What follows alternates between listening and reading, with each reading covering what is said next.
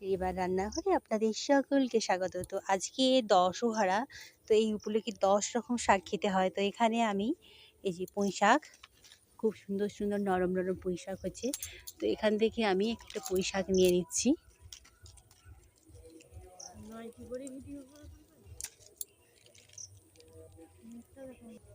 কুমড়ো শাক একদম নরম নরমগুলো নেব। ২ রকম হয়ে গেল। এগুলো আমাদের শহরে তো বিক্রি হয়, কিন্তু এখানে দেখুন কত হয়ে আছে। তো এটা নিয়ে নিলাম। ৩ রকম শাক হয়ে গেল। তেলাকুচি পাতা, এটাও একটা শাক, এটা নিয়ে নিলাম।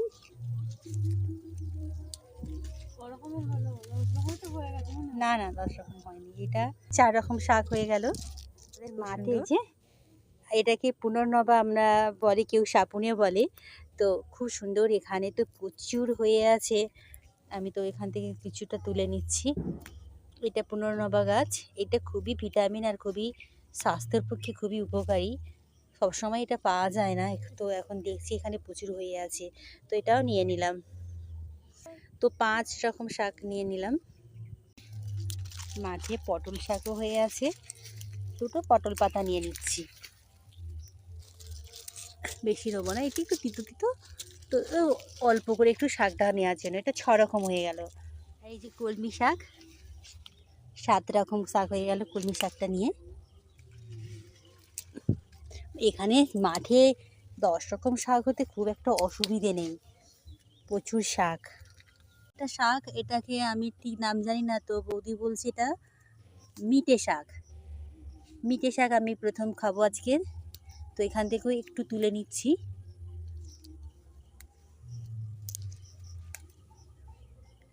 8 রকম হয়ে গেল। বিশাল বড় একটা পাট জমি, এখানে প্রচুর পাট শাক হয়ে আছে। তো এর সাথে 2টো তুলে নিই, 9 রকম হয়ে গেল। এত শাক, এখানে কত শাক খাওয়া যাবে। তো এই শাকটা 2-4টে তুলে নিচ্ছি, তাহলে 9 রকম শাক হয়ে গেল। দেখুন, সজনে পাতা একটু ভেঙে নিলাম।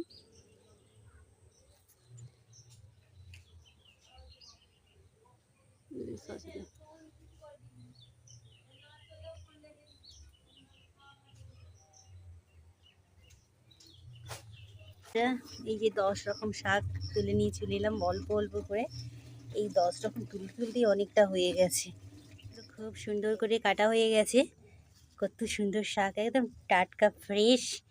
আর গাছে একদম টাটকা ফ্রেশ কয়েকটা পটল পেকে গিয়েছিল, নিয়ে চলে এসেছি। এইগুলো দারুণ করে ভাজা করব। এরকম পাকা পটল খেতে কার কার পছন্দ হয় কমেন্টে অবশ্যই জানাবেন। আর আজকের ভিডিওটা কেমন লাগলো কমেন্টে অবশ্যই জানাবেন। আর আপনারা সকলে ভালো থাকবেন, সুস্থ থাকবেন। শুভ দশহরার প্রীতি শুভেচ্ছা ভালোবাসা জানিয়ে আমার ভিডিওটা শেষ করলাম। Bye bye.